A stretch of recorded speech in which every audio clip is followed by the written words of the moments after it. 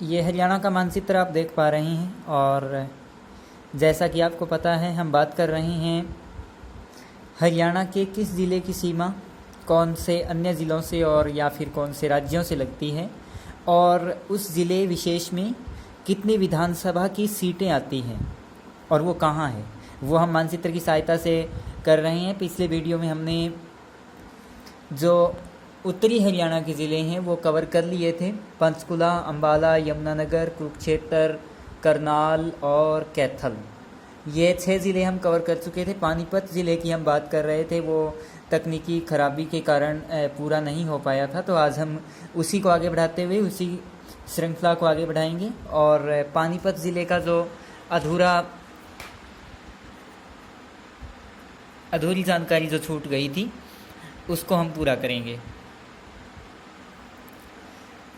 ये आप देख पा रहे हैं पानीपत ज़िला, जो कि पूर्वी हरियाणा में स्थित है। पानीपत ज़िले की सीमा देखें तो पूर्व में उत्तर प्रदेश राज्य से लगती है और इसकी जो सीमाएं हरियाणा के अन्य ज़िलों से जहाँ तक बात है तो 3 अन्य ज़िलों से इसकी सीमा लगती है। पानीपत ज़िले की सीमा 3 ज़िलों से लगती है। उत्तर में करनाल, पश्चिम में जींद और दक्षिण में सोनीपत ज़िले से इसकी सीमा लगती है, जबकि इसकी पूर्वी सीमा उत्तर प्रदेश के शामली और कुछ हिस्सा बागपत ज़िले से भी इसकी सीमा लगती है। यानी आप कह सकते हैं कि इसकी पूर्वी सीमा उत्तर प्रदेश राज्य से लगती है और इसकी उत्तरी सीमा करनाल ज़िले से लगती है, पश्चिमी सीमा जींद से लगती है और दक्षिणी सीमा इसकी सोनीपत ज़िले से लगती है। पानीपत जो ज़िला है इसके अंतर्गत 4 विधानसभा क्षेत्र आते हैं। जिस तरह से आपने देखा था अम्बाला को 2 भागों में बांटा गया, अम्बाला कैंट और अम्बाला सिटी, उसी तरह से पानीपत ज़िले को भी 2 भागों में यहाँ की जो विधानसभा सीट है, जो ज़िला मुख्यालय पानीपत है, उसे 2 भागों में बांटा जाता है, पानीपत रूरल और पानीपत सिटी, पानीपत ग्रामीण और पानीपत शहरी, ये 2 भाग हैं। तो इसलिए यहाँ की जो 2 विधानसभा की सीटें हैं वो यहाँ से है, पानीपत रूरल और पानीपत सिटी। इसके बाद इसकी जो एक तीसरी विधानसभा सीट है वो जब हम पानीपत से दक्षिण की तरफ बढ़ते हैं और ये जो उत्तर दक्षिणी कॉरिडोर आप देख पा रहे हैं, इस उत्तर दक्षिणी कॉरिडोर से हम दक्षिण की तरफ जाते हैं पानीपत से इस पर चलते हुए, तो हम पहुंचते हैं समालखा। ये समालखा इसकी तीसरी विधानसभा सीट है, तीसरा निर्वाचन क्षेत्र पानीपत ज़िले का समालखा। उसके बाद समालखा से पश्चिम दिशा में तथा पानीपत ज़िला मुख्यालय से दक्षिण पश्चिम दिशा में इसराना, ये इसकी चौथी विधानसभा सीट है।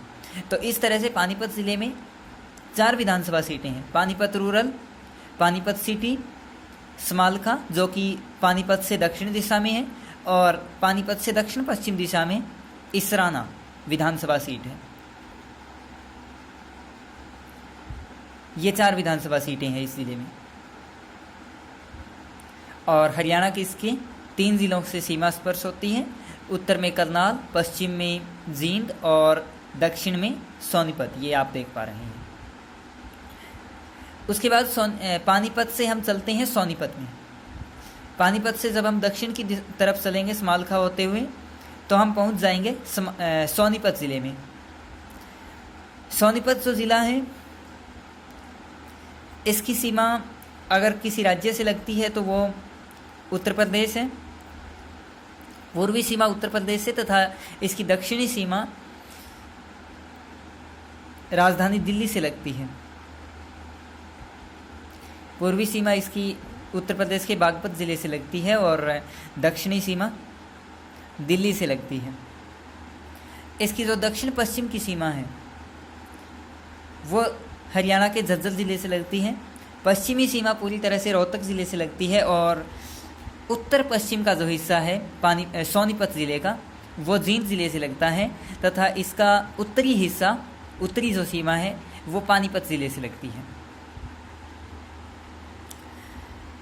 सोनीपत ज़िले में विधानसभा सीटों की संख्या की बात करें, विधानसभा क्षेत्रों की बात करें, विधानसभा निर्वाचन क्षेत्रों की अगर हम बात करें तो इसमें 6 विधानसभा क्षेत्र हैं। सोनीपत ज़िले में 6 विधानसभा क्षेत्र हैं। सोनीपत ज़िला मुख्यालय जो सोनीपत ज़िला है ये यहाँ की विधानसभा सीट भी है, विधानसभा निर्वाचन क्षेत्र भी है सोनीपत। उसके बाद जब हम सोनीपत से दक्षिण में चलेंगे, सोनीपत से दक्षिण में चलेंगे, दक्षिण पूर्व कहें आप, दक्षिण पूर्व में राई नाम का एक स्थान है, ये इसका दूसरा विधानसभा क्षेत्र है। उसके बाद अगर आप देखें सोनीपत से आप उत्तर में देखेंगे, पानीपत ज़िले की सीमा से स्पर्श करता हुआ जो क्षेत्र है, सोनीपत से ठीक उत्तर दिशा में गन्नौर, ये भी इसकी एक विधानसभा सीट है। इसके अलावा सोनीपत से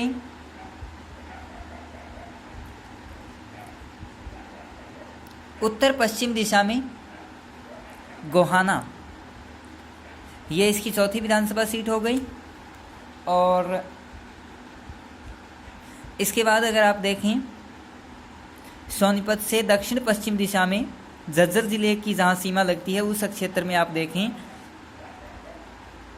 वहाँ पर आपको खरखोदा नज़र आएगा। ये खरखोदा इसकी एक और विधानसभा सीट है। और एक सीट इसकी और रह गई है, वो है जब आप सोनीपत से उत्तर पश्चिम दिशा में गोहाना पहुँचे थे, गोहाना से ही पश्चिम दिशा में बड़ौदा, ये यहाँ की एक और विधानसभा सीट है। तो इस तरह से सोनीपत ज़िले में 6 विधानसभा सीटें हैं। सोनीपत से उत्तर दिशा में गन्नौर, सोनीपत से दक्षिण दिशा में बिल्कुल पास राई, सोनीपत से दक्षिण पश्चिम दिशा में खरखोदा, और सोनीपत से उत्तर पश्चिम दिशा में 2 विधानसभा सीटें हैं, गोहाना और बड़ौदा। ये इसकी 6 विधानसभा सीटें हैं। और इस ज़िले की जो सीमा है उसकी अगर हम बात करें, उत्तर में हरियाणा के पानीपत से लगती है,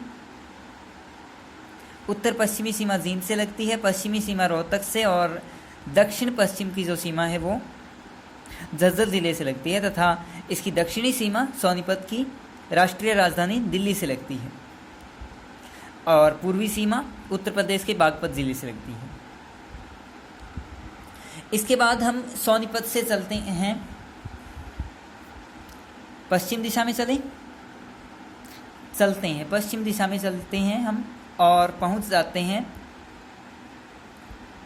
ज़िला रोहतक में। रोहतक जो ज़िला है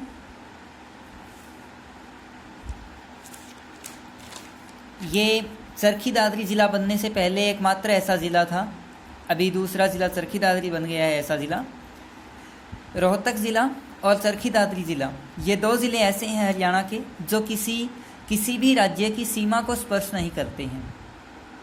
यानी बिल्कुल आप कहें तो मध्य हरियाणा में ये 2 ज़िले कहे जा सकते हैं, क्योंकि इनकी जो सीमा है वो चरखी दादरी के केस में आप नहीं कह सकते कि चरखी दादरी मध्य हरियाणा में है, लेकिन रोहतक के बारे में आप कह सकते हैं, क्योंकि रोहतक लगभग बीच में है और इसकी जो सीमा है वो किसी भी अन्य राज्य से नहीं लगती है। 2016 में चरखी दादरी भिवानी से अलग होकर ज़िला बना था। उससे पहले रोहतक एकमात्र ऐसा ज़िला था जिसकी सीमा किसी भी अन्य राज्य से नहीं लगती है, यानी हरियाणा के ही ज़िलों से ये जो ज़िला है ये सीमा स्पर्श करता है। सीमा की बात जब हम करते हैं तो रोहतक की जो पूर्वी सीमा है, पूर्वी तथा उत्तर पूर्वी सीमा, ये सीमा सोनीपत ज़िले से लगती है। रोहतक की उत्तरी सीमा जींद ज़िले से लगती है। रोहतक की उत्तर पश्चिमी सीमा है वो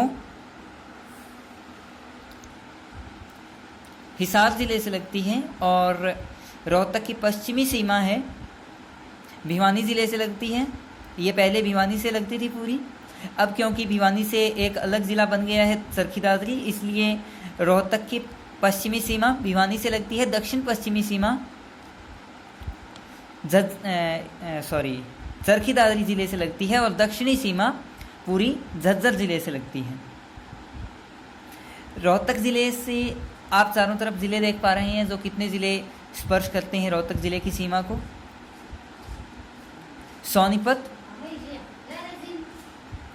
सोनीपत, जींद